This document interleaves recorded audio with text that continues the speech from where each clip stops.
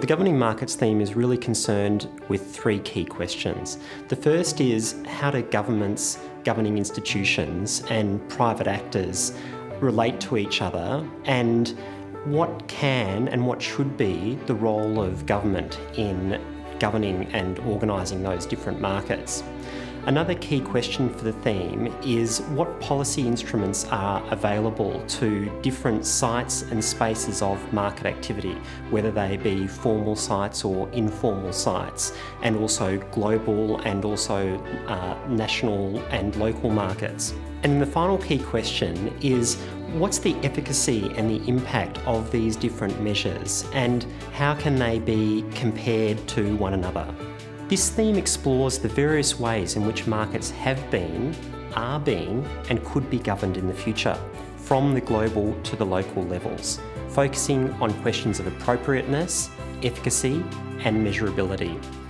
It considers the impact of creating and intervening and managing markets in relation to a wide range of policy goals, such as enhancing competition, increasing accessibility, or reducing environmental impact.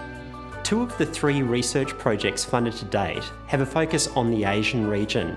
We have an incubator grant on corporate social responsibility, which has a case study on Central Asia, and we have a cluster grant looking at the issue of financial regulation in Asia. Two of the projects include international academics in the research team, but all of the projects involve some aspect of international cooperation. Each project also has direct relevance to non-academic audiences, such as government agencies, but also corporations and regional bodies. One of the projects is on price transparency in Australian petrol markets. So this project investigates how the use of information technology could enhance information available to consumers, increasing the competitiveness of retail markets. The next incubator grant looks at the power of the good corporation. Now, understanding how corporate social responsibility, or CSR, varies across the world has tended to frame firms as being passive or responsive in response to what's happening externally.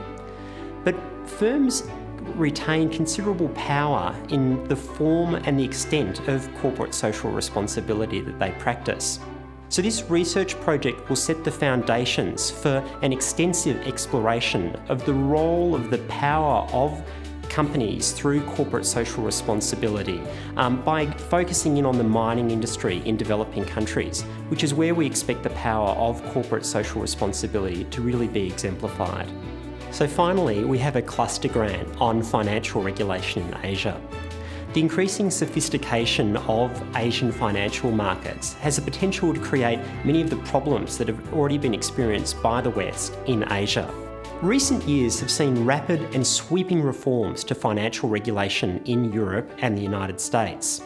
These developments mean there's now an opportunity to proactively identify the lessons that have been learnt from the West's development and regulatory integration experience, as well as considering what are the unique circumstances and risks present in the Asian context, to evaluate the suitability of global regulatory frameworks in Asia and the value that regional cooperation could play in the development of Asian financial regulations.